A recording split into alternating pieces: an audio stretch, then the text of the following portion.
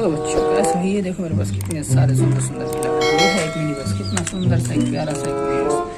वाह, fire rescue बस है, बहुत ही बढ़िया सा रेड कलर की फायर रेस्क्यू बस, कितना सुंदर प्यारा सा है ना बच्चों।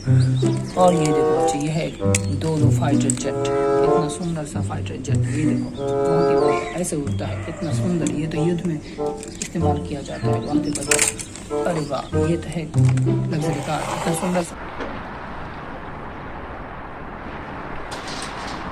लग्जरी कार है ये।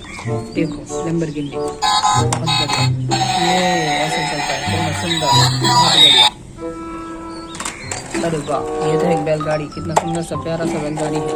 वाह, बहुत ही बैलगाड़ी सुंदर, ये देखो ऐसे चलता है।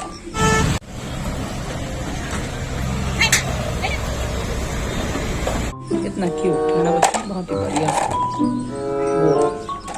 अरे वाह, एक और लग्जरी कार, कितना सुंदर सा लग्जरी कार है ये, ऐसे चलता है, बहुत ही सुंदर लग्जरी कार वो। अरे वाह, आर्मी जीप, कितना सुंदर सा प्यारा सा आर्मी जीप।